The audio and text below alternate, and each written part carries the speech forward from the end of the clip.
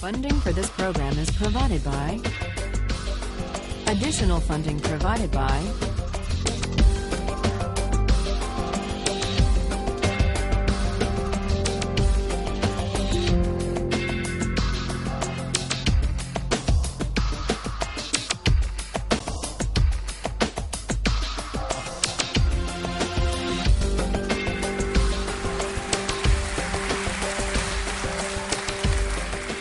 This is a course about justice, and we begin with a story. Suppose you're the driver of a trolley car, and your trolley car is hurtling down the track at 60 miles an hour, and at the end of the track you notice 5 workers working on the track. You try to stop, but you can't. Your brakes don't work. You feel desperate because you know that if you crash into these 5 workers, they will all die. Let's assume you know that for sure. And so you feel helpless until you notice that there is, off to the right, a side track. And at the end of that track, there's one worker working on the track. Your steering wheel works, so you can turn the trolley car, if you want to, onto the side track, killing the one, but sparing the 5. Here's our first question. What's the right thing to do? What would you do? Let's take a poll. How many would turn the trolley car onto the side track? Raise your hands. How many wouldn't? How many would go straight ahead? Keep your hands up, those of you who would go straight ahead. A handful of people would. The vast majority would turn. Let's hear first. Now we need to begin to investigate the reasons why you think it's the right thing to do. Let's begin with those in the majority who would turn to go onto the side track. Why would you do it? What would be your reason? Who's willing to volunteer a reason?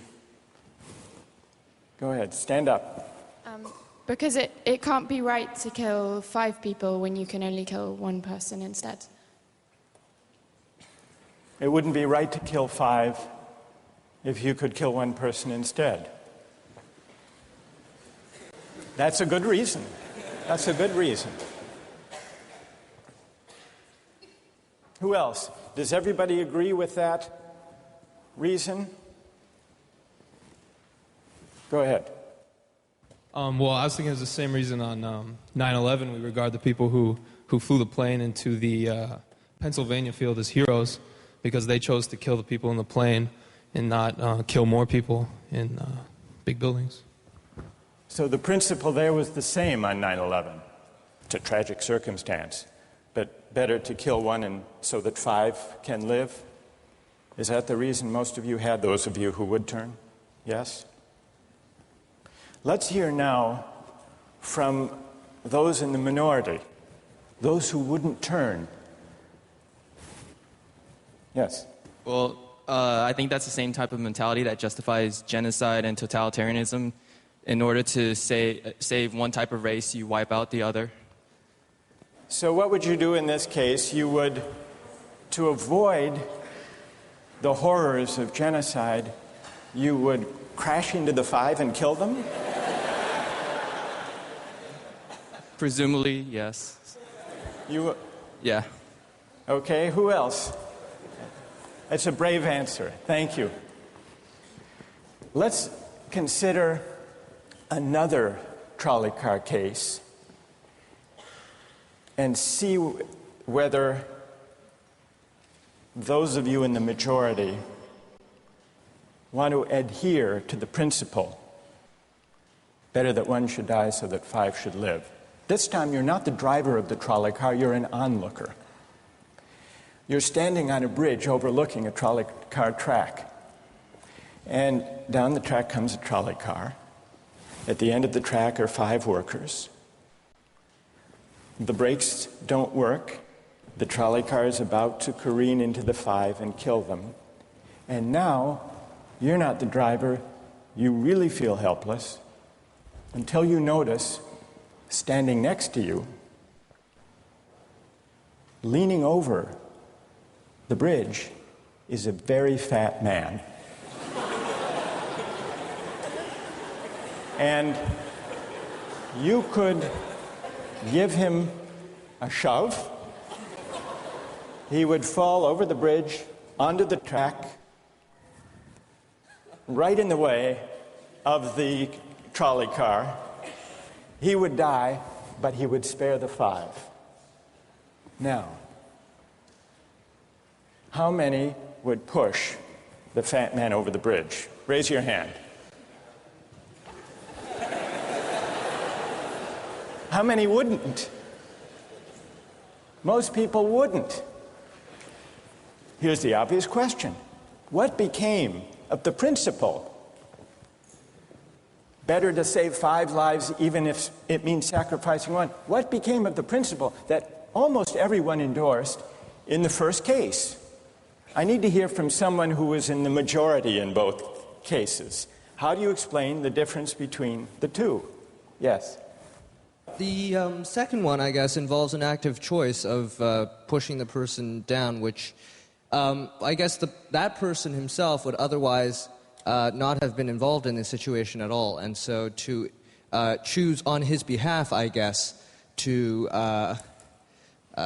involve him in something that he otherwise would have escaped is, I guess, more than what you have in the first case, where the 3 parties, the driver and the 2 sets of workers, are already, I guess, in the situation. But the guy working, the one on the track off to the side, he didn't choose to sacrifice his life any more than the fat man did he? That's true, but he was on the tracks. And you... This guy was on the bridge. Go ahead, you can come back if you want. All right, it's a hard question. All right, you did well. You did very well. It's a hard question. Who else can find a way of reconciling the reaction of the majority in these 2 cases? Yes? Well, I guess in the first case, where you have the 1 worker and the 5, it's choice between those 2, and you have to make a certain choice, and people are going to die because of the trolley car, not necessarily because of your direct actions. The trolley car is a runaway thing, and you're making a split-second choice, whereas pushing the fat man over is an actual act of murder on your part. You have control over that, whereas you may not have control over the trolley car. So I think it's a slightly different situation. All right, who has a reply? No, that's good. Who has a way? Who wants to reply? Is that a way out of this? I don't think that's a very good reason, because you choose to... It's either way you have to choose who dies, because you either choose to turn and kill the person, which is an active conscious thought to turn, or you choose to push the fat man over, which is also an active conscious action. So either way you're making a choice. Do you want to reply? Well, I'm not really sure that that's the case. It just still seems kind of different, the act of actually pushing someone over onto the tracks and killing him. You are actually killing him yourself. You're pushing him with your own hands. You're pushing him. And that's Right. different than steering something that is going to cause death into another... You know, it doesn't good. really sound right saying it now. No, it's good. But I'm up here. It's good. What's your name? Andrew. Andrew. Let me ask you this question, Andrew. Yes. Suppose, standing on the bridge next to the fat man, I didn't have to push him. Suppose he were standing over a trap door that I could open by turning a steering wheel like that.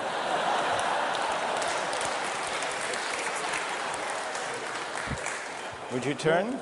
For some reason, that still just seems more wrong. Right? I mean, maybe if you accidentally leaned into the steering wheel or something like that. But or say that the car is hurtling towards a switch that will drop the trap. Then I could agree with that. Fair enough. It still seems wrong in a way that it doesn't seem wrong in the first case to turn, you say. And in another way, I mean, in the first situation, you're involved directly with the situation. In the second one, you're an onlooker as well. All right. So you have the choice of becoming involved or not by pushing the fat man. Let's forget for the moment about this case. That's good. Let's imagine a different case. This time you're a doctor in an emergency room, and 6 patients come to you. They've been in a terrible trolley car wreck.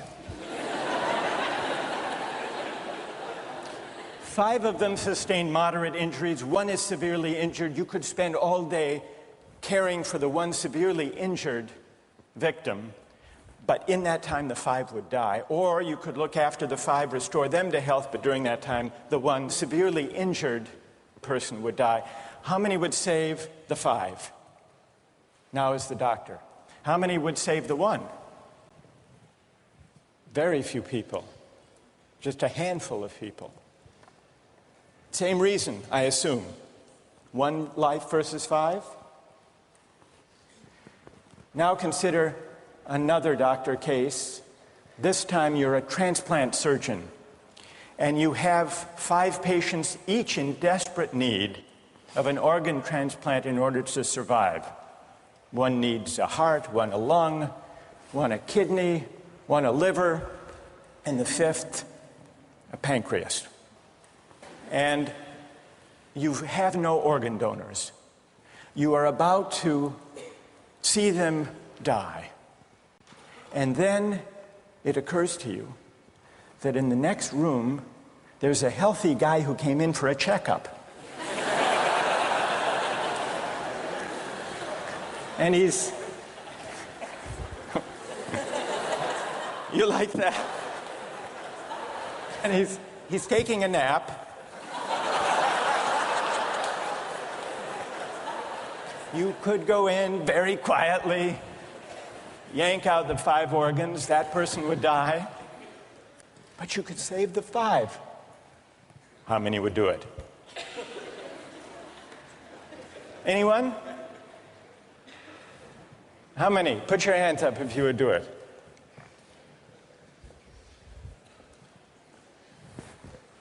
Anyone in the balcony?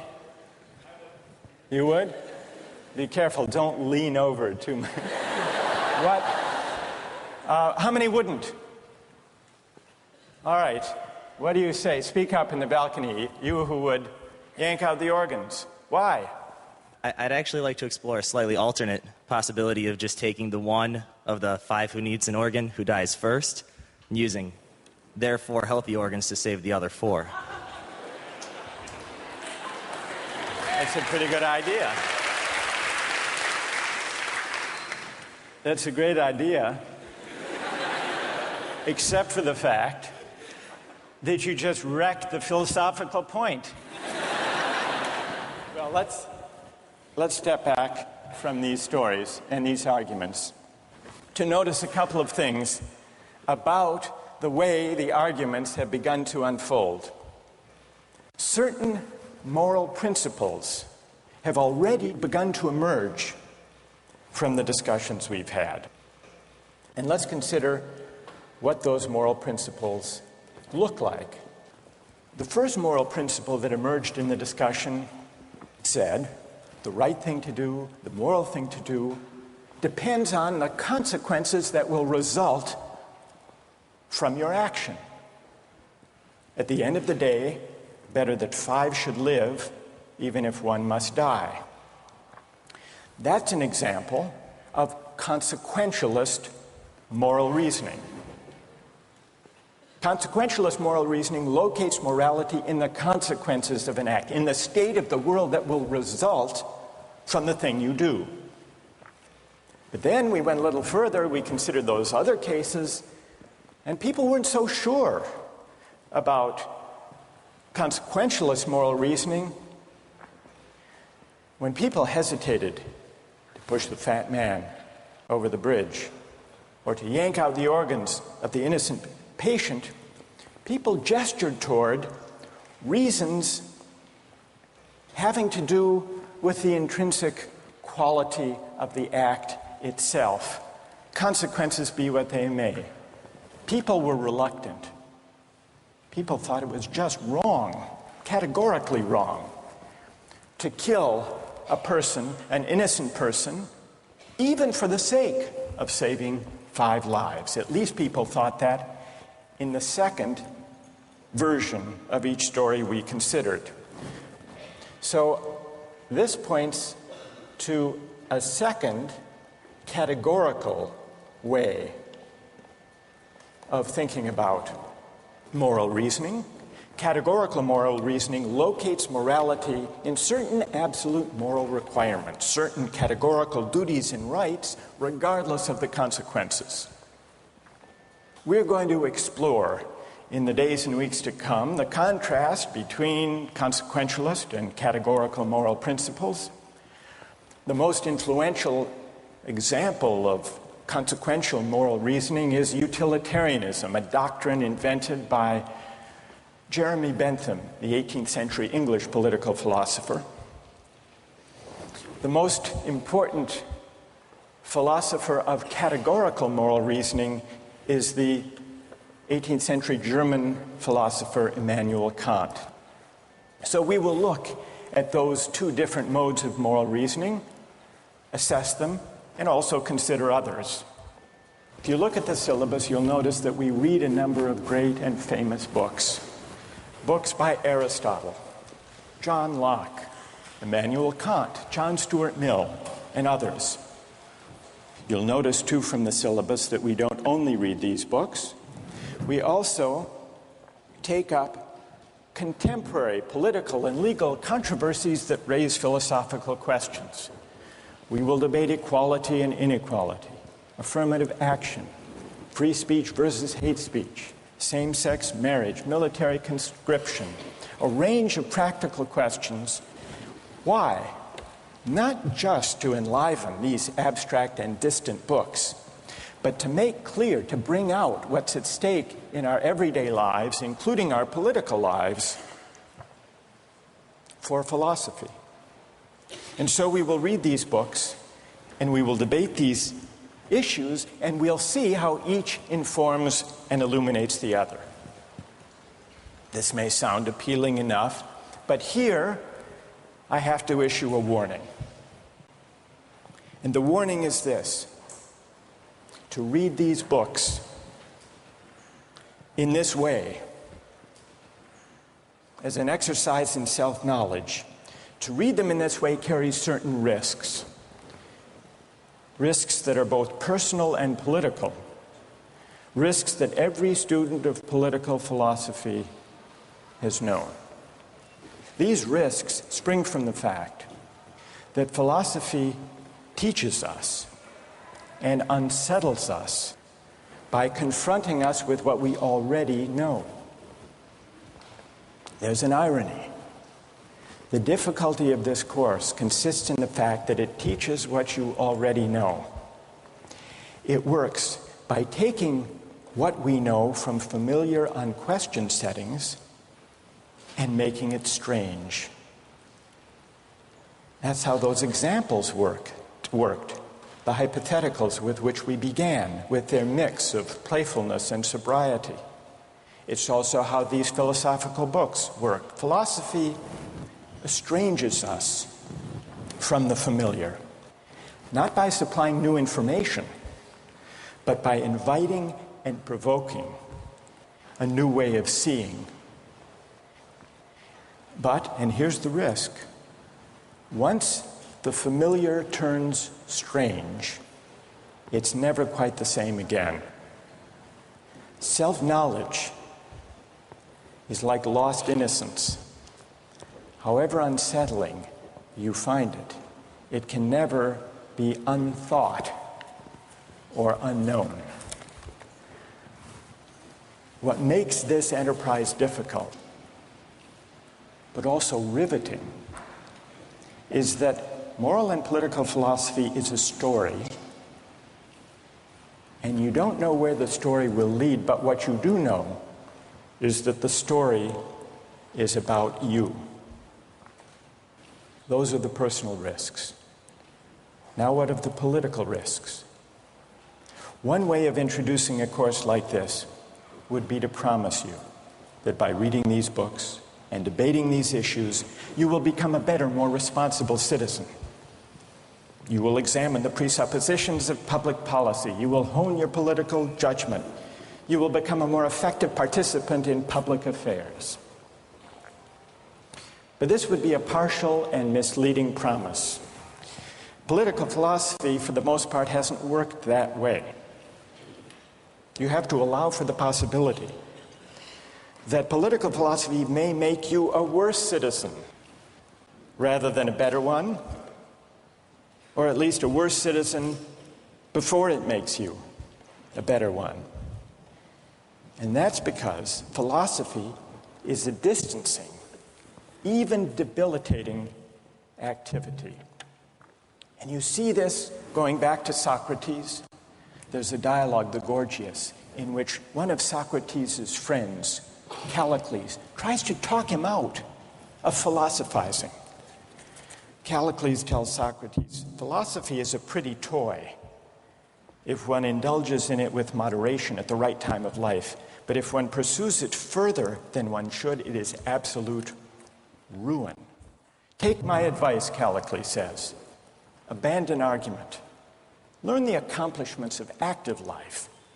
Take for your models not those people who spend their time on these petty quibbles, but those who have a good livelihood and reputation and many other blessings. So Callicles is really saying to Socrates, quit philosophizing, get real, go to business school.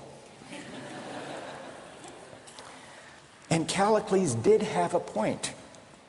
He had a point because philosophy distances us from conventions, from established assumptions, and from settled beliefs. Those are the risks, personal and political. And in the face of these risks, there is a characteristic evasion. The name of the evasion is skepticism. It's the idea, well, it goes something like this. We didn't resolve once and for all either the cases or the principles we were arguing when we began. And if Aristotle and Locke and Kant and Mill haven't solved these questions after all of these years, who are we to think that we here in Sanders Theater over the course of a semester can resolve them? And so maybe it's just a matter of each person having his or her own principles and there's nothing more to be said about it. No way of reasoning. That's the evasion of skepticism, to which I would offer the following reply. It's true, these questions have been debated for a very long time. But the very fact that they have recurred and persisted may suggest that though they're impossible in one sense, they're unavoidable in another. And the reason they're unavoidable, the reason they're inescapable, is that we live some answer to these questions every day. So skepticism, just throwing up your hands and giving up on moral reflection, is no solution. Immanuel Kant described very well the problem with skepticism when he wrote, "Skepticism is a resting place for human reason, where it can reflect upon its dogmatic wanderings, but it is no dwelling place for permanent settlement. Simply to acquiesce in skepticism," Kant wrote, "can never suffice to overcome the restlessness of reason." I've tried to suggest through these stories and these arguments some sense of the risks and temptations, of the perils and the possibilities. I would simply conclude by saying that the aim of this course is to awaken the restlessness of reason and to see where it might lead. Thank you very much.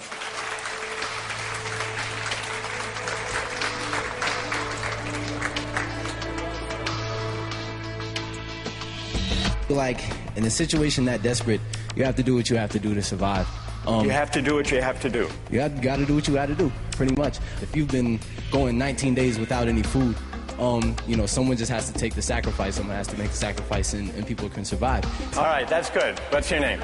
Marcus. Marcus. What do you say to Marcus?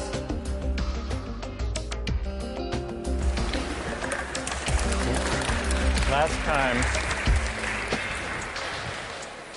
we started out last time with some stories, with some moral dilemmas about trolley cars and about doctors and healthy patients vulnerable to being victims of organ transplantation, we noticed two things about the arguments we had.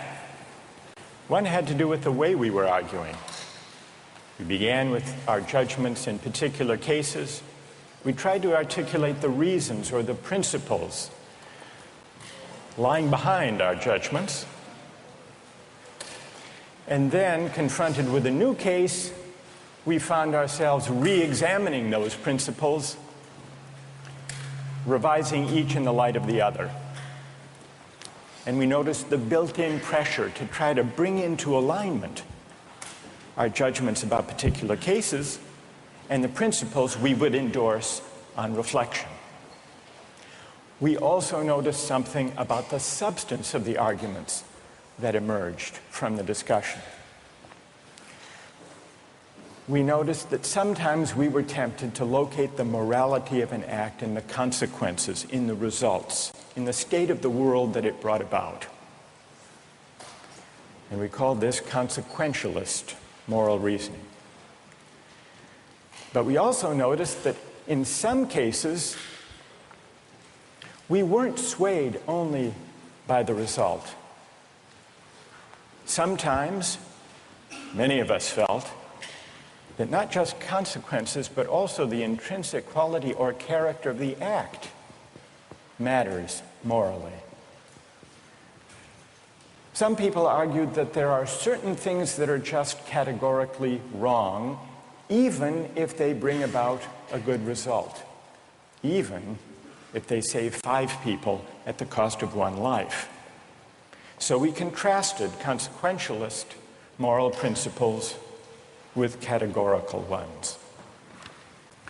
Today, and in the next few days, we will begin to examine one of the most influential versions of consequentialist moral theory, and that's the philosophy of utilitarianism.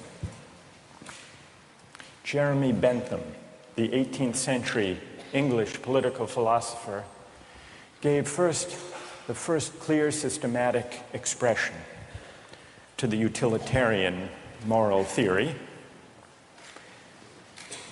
And Bentham's idea, his essential idea, is a very simple one, with a lot of morally intuitive appeal. Bentham's idea is the following: the right thing to do, the just thing to do, is to maximize utility. What did he mean by utility? He meant by utility the balance of pleasure over pain, happiness over suffering. Here's how he arrived at the principle of maximizing utility. He started out by observing that all of us, all human beings, are governed by 2 sovereign masters, pain and pleasure. We human beings like pleasure and dislike pain. And so we should base morality, whether we're thinking about what to do in our own lives, or whether as legislators or citizens we're thinking about what the laws should be. The right thing to do, individually or collectively, is to act in a way that maximizes the overall level of happiness. Bentham's utilitarianism is sometimes summed up with the slogan, "the greatest good for the greatest number." With this basic principle of utility on hand, let's begin to test it and to examine it by turning to another case, another story, but this time not a hypothetical story, a real-life story, the case of the Queen versus Dudley and Stevens. This was a 19th century British law case that's famous and much debated in law schools. Here's what happened in the case. I'll summarize the story, then I want to hear how you would rule. imagining that you're the jury.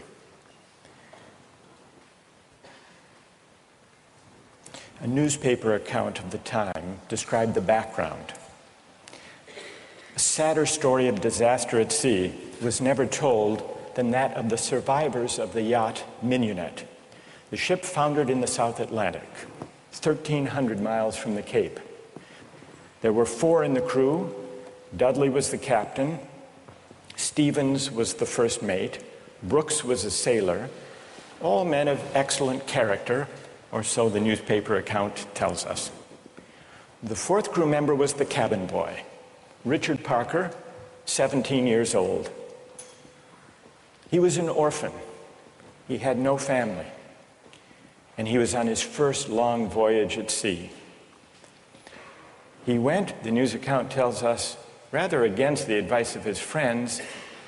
He went in the hopefulness of youthful ambition, thinking the journey would make a man of him. Sadly, it was not to be. The facts of the case were not in dispute. A wave hit the ship, and the Mignonette went down. The 4 crew members escaped to a lifeboat. The only food they had were 2 cans of preserved turnips, no fresh water. For the first 3 days, they ate nothing. On the 4th day, they opened one of the cans of turnips and ate it. The next day, they caught a turtle. Together with the other can of turnips, the turtle enabled them to subsist for the next few days. And then for 8 days, they had nothing. No food, no water. Imagine yourself in a situation like that. What would you do? Here's what they did. By now, the cabin boy, Parker, is lying at the bottom of the lifeboat in the corner because he had drunk seawater against the advice of the others, and he had become ill, and he appeared to be dying. So on the 19th day, Dudley, the captain, suggested that they should all have a lottery, that they should draw lots to see who would die to save the rest. Brooks refused. He didn't like the lottery idea. We don't know whether this was because he didn't want to take the chance or because he believed in categorical moral principles. But in any case, no lots were drawn. The next day, there was still no ship in sight, so Dudley told Brooks to avert his gaze, and he motioned to Stevens that the boy Parker had better be killed. Dudley offered a prayer. He told the boy his time had come, and he killed him with a penknife, stabbing him in the jugular vein. Brooks emerged from his conscientious objection to share in the gruesome bounty.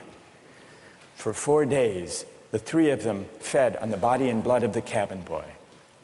True story. And then they were rescued. Dudley describes their rescue in his diary with staggering euphemism, quote, "On the 24th day, as we were having our breakfast, a ship appeared at last. The 3 survivors were picked up by a German ship. They were taken back to Falmouth in England, where they were arrested and tried. Brooks turned state's witness. Dudley and Stevens went to trial. They didn't dispute the facts. They claimed they had acted out of necessity. That was their defense. They argued, in effect, better that one should die so that 3 could survive. The prosecutor wasn't swayed by that argument. He said murder is murder, and so the case went to trial. Now imagine you are the jury, and just to simplify the discussion, put aside the question of law, and let's assume that you as the jury are charged with deciding whether what they did was morally permissible or not. How many would vote not guilty, that what they did was morally permissible?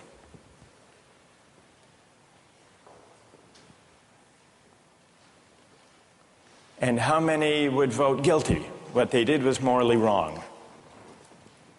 A pretty sizable majority. Now let's see what people's reasons are, and let me begin with those who are in the minority. Let's hear first from the defense of Dudley and Stevens. Why would you morally exonerate them? What are your reasons? Yes? I think it is morally reprehensible, but I think that there's a distinction between what's morally reprehensible and what makes someone legally accountable. In other words, as the judge said, what's always moral isn't necessarily against the law. And while I don't think that necessity justifies theft or murder or any illegal act, at some point your degree of necessity does in fact exonerate you from any guilt. Okay, good. Other defenders, other voices for the defense. Moral justifications for what they did. Yes? All right, thank you. I just feel like in a situation that desperate, you have to do what you have to do to survive. You have to do what you have to do. You got to do what you got to do, pretty much. If you've been going 19 days without any food, someone just has to take the sacrifice. Someone has to make the sacrifice, and people can survive. Right. And furthermore, from that, let's say they survive, and then they become productive members of society who go home and start like a million charity organizations and this and that and this and that. I mean, they benefit everybody in the end. Yeah. So, I mean, I don't know what they did afterwards. They might have gone and kill more people, whatever. But what? What if they went home and they turned out to be assassins? What if they weren't going home and turned out to be assassins? Well, you'd want to know who they assassinated. That's true, too. That's fair. That's fair. Okay. I want to know who they assassinated. All right, that's good. What's your name? Marcus. Marcus. All right. We've heard a defense, a couple of voices for the defense. Now we need to hear from the prosecution. Most people think what they did was wrong. Why? Yes. One of the first things that I was thinking was, if they haven't been eating for a really long time, maybe they're mentally affected, and so then that could be used as a defense, a possible argument that they weren't in the proper state of mind, they weren't making decisions they might otherwise be making, and if that's an appealing argument that you have to be in an altered mindset to do something like that, it suggests that people who find that argument convincing do think that they were acting immorally. But I want to know what you think. You defend them. You vote to convict, right? Yeah, I don't think that they acted in a morally appropriate way. And why not? What do you say? Here's Marcus. He just defended them. He said, you heard what he said. Yes. Yes. That you've got to do what you've got to do in a case like that. Yeah. What do you say to Marcus? That there's no situation that would allow human beings to take the idea of fate or the other people's lives in their own hands, that we don't have that kind of power. Good. Okay. Thank you. And what's your name? Britt. Britt? Yes. Okay. Who else? What do you say? Stand up. I'm wondering if Dudley and Stephen had asked for Richard Parker's consent in, dying, if that would that exonerate them from an act of murder, and if so, is that still morally justifiable? That's interesting. All right, consent. Wait, hang on. What's your name? Kathleen. Kathleen says, suppose they had asked, what would that scenario look like? So in the story, Dudley is there, penknife in hand, but instead of the prayer, or before the prayer, he says, Parker, would you mind? We're desperately hungry, as Marcus empathizes with. We're desperately hungry. You're not going to last long anyhow. Yeah. You can be a martyr. Would you be a martyr? Yeah. How about it, Parker?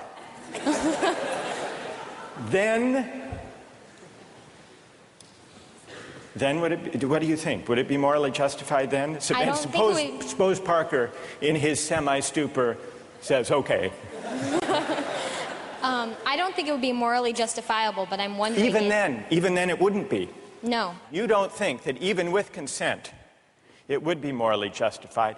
Are there people who think, who want to take up Kathleen's consent idea and who think that that would make it morally justified. Raise your hand if it would, if you think it would.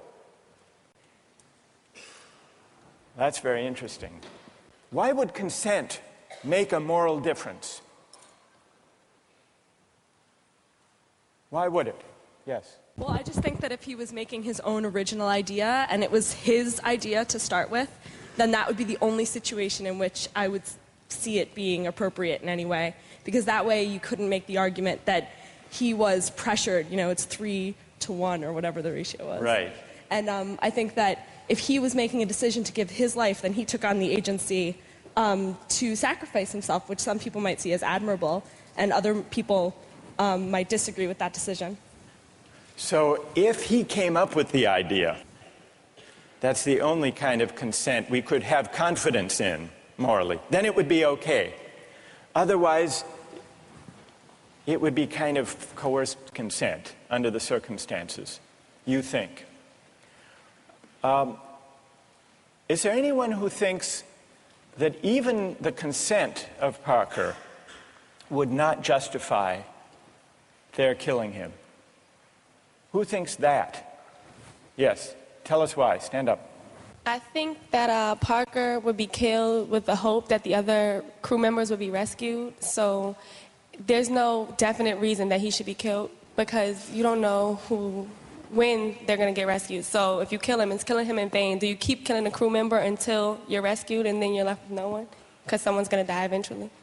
Well, the moral logic of the situation seems to be that they would keep on picking off the weakest, maybe, one by one, until they were rescued. And in this case, luckily, they were rescued when 3 at least were still alive. Now, if Parker did give his consent, would it be all right, do you think, or not? No. No. It still wouldn't be right. And tell us why it wouldn't be all right. First of all, cannibalism, I believe, is morally incorrect. So you shouldn't be eating a human anyway. So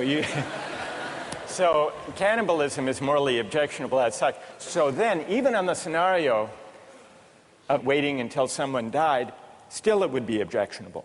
Yes, to me personally. I feel like it all depends on one's personal morals. And, we can't sit here and just, this is just my opinion. Of course, other people are going to disagree. But well, we'll see. Let's see what their disagreements are, and then we'll see if they have reasons that can persuade you or not. Let's try that. All right. Let's, now, is there someone who can explain, those of you who are tempted by consent, can you explain why consent makes such a moral difference? What about the lottery idea? Does that count as consent? Remember, at the beginning, Dudley proposed a lottery. Suppose that they had agreed to a lottery, then how many would then say it was all right? Suppose there were a lottery, cabin boy lost, and the rest of the story unfolded. Then how many people would say it was morally permissible? So the numbers are rising if we had a lottery. Let's hear from one of you for whom the lottery would make a moral difference. Why would it? I think the essential element in my mind that makes it a crime is the idea that they decided at some point that their lives were more important than his, and that, that's kind of the basis for really any crime, right? It's like my needs, my desires are more important than yours, and mine take precedent. And if they had done a lottery where everyone consented that someone should die, and it's sort of like they're all sacrificing themselves to save the rest, then it would be all right. A little grotesque, but... But morally permissible? Yes. And what's your name? Matt. So, Matt, for you, what bothers you is not the cannibalism, but the lack of due process. I guess you could say that. Right? And can someone who agrees with Matt say a little bit more about why a lottery would make it, in your view, morally permissible? Go ahead. The way I understood it originally was that was the whole issue, is that the cabin boy was never consulted. about whether or not something was going to happen to him, even with the original lottery, whether or not he would be a part of that. It was just decided that he was the one that was going to die. Right, that's what happened in the actual case. Right. But if there were a lottery and they'd all agreed to the procedure, you think that would be okay? Right, because then everyone knows that there's going to be a death. Whereas, the cabin boy didn't know that this discussion was even happening. There was no, forewarning for him to know that, hey, I may be the one that's dying. All right, now suppose everyone agrees to the lottery, they have the lottery, the cabin boy loses, and he changes his mind. You've already decided. It's like a verbal contract. You can't go back on that. You've decided, the decision was made. If you know that you're dying for the reason for others to live, you would, if someone else had died, that you would consume them. So that's right. But then he could say, I know, but I lost. I just think that that's the whole moral issue, is that there was no consulting of the cabin boy, and that's what makes it the most horrible, is that he had no idea what was even going on. That had he known what was going on, it would be a bit more understandable. All right, good. Now I want to hear, so there are some who think it's morally permissible, but only about 20%. Led by Marcus. Then there are some who say the real problem here is the lack of consent. Whether the lack of consent to a lottery, to a fair procedure, or, Kathleen's idea, lack of consent at the moment of death. And if we add consent, then more people are willing to consider the sacrifice morally justified. I want to hear now, finally, from those of you who think even with consent, even with a lottery, even with a final murmur of consent by Parker at the very last moment, it would still be wrong. And why would it be wrong? That's what I want to hear. Yes? Well, the whole time I've been leaning all towards the categorical moral reasoning. And I think that there's a possibility I'd be okay with the idea of a lottery and then the loser taking into their own hands to kill themselves, so that there wouldn't be, an act of murder. But I still think that even that way it's coerced. And also I don't think that there's any remorse. Like in Dudley's diary, we were eating our breakfast. It seems as though he's just sort of like, the whole idea of not valuing someone else's life. So that makes me feel like I have to take the categorical. You want to throw the stand. book at him when he lacks remorse or a sense of having done anything wrong. Right. So, all right, good. Any other defenders of who say it's just categorically wrong, with or without consent? Yes, stand up. Why? I think undoubtedly the way our society is shaped, murder is murder. Murder is murder in every way, and our society looks at murder down on it in the same light, and I don't think it's any different in any case. Good. Let me ask you a question. There were 3 lives at stake versus 1. Okay. The cabin boy, he had no family, he had no dependents. These other 3 had families back home in England, they had dependents, they had wives and children. Think back to Bentham. Bentham says we have to consider the welfare, the utility, the happiness of everybody. We have to add it all up. So it's not just numbers 3 against 1. It's also all of those people at home.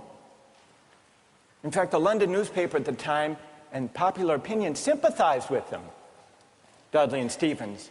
And the paper said if they weren't motivated by affection and concern for their loved ones at home and their dependents, surely they wouldn't have done this. Yeah, and how is that any different from people on a corner trying to have with the same desire to feed their family? I don't think it's any different. I think in any case, if I'm murdering you to advance my status, that's murder, and I think that we should look at that all in the same light instead of criminalizing certain activities and making certain things seem more violent and savage, when in the same case it's all the same. It's all the same act and mentality that goes into murder, necessity to feed your family. So suppose it weren't 3, suppose it were 30, 300. 1 life to save 300. Or in wartime, 3,000. Suppose the stakes are even bigger. Suppose the stakes are even bigger. I think it's still the same deal. you think Bentham is wrong to say the right thing to do is to add up the collective happiness? You think he's wrong about that? I don't think he's wrong, but I think murder is murder in any case. Yeah, well, then Bentham has to be wrong. If you're right, he's wrong. Okay, then he's wrong. All right. Right. Thank you. Well done. All right, let's step back from this discussion and notice how many objections have we heard to what they did. We heard some defenses of what they did. The defenses had to do with necessity, their dire circumstance, and, implicitly at least, the idea that numbers matter. And not only numbers matter, but the wider effects matter. Their families back home, their dependents. Parker was an orphan. No one would miss him. So if you add up, if you try to calculate the balance of happiness and suffering, you might have a case for saying what they did was the right thing. And then we heard at least 3 different types of objections. We heard an objection that said, what they did was categorically wrong. Mike here at the end, categorically wrong. Murder is murder, it's always wrong, even if it increases the overall happiness of society. A categorical objection.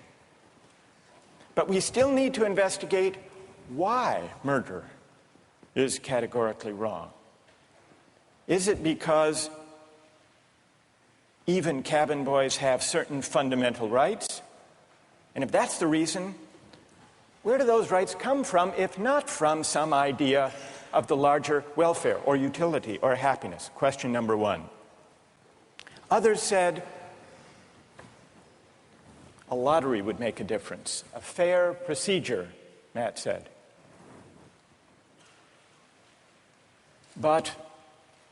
And some people were swayed by that.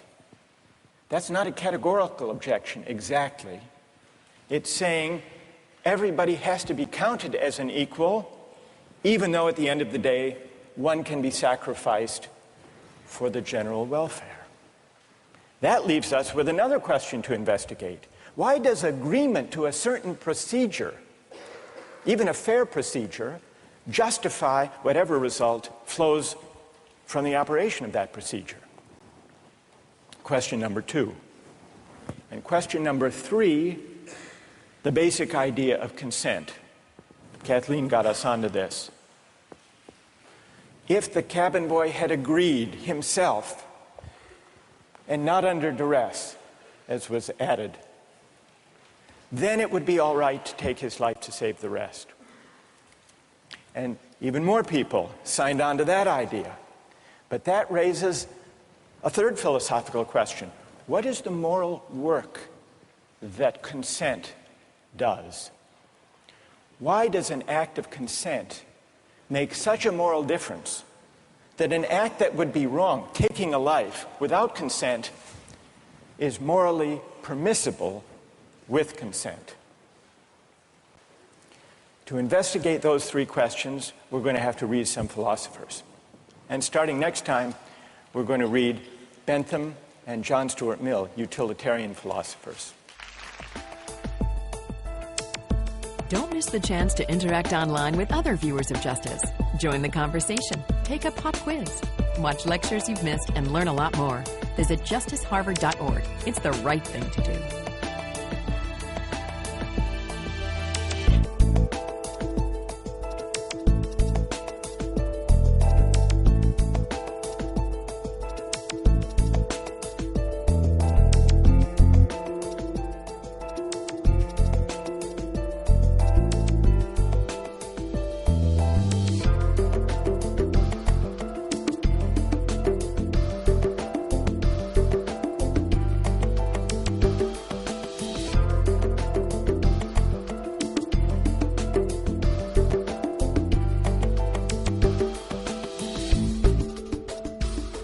Funding for this program is provided by... Additional funding provided by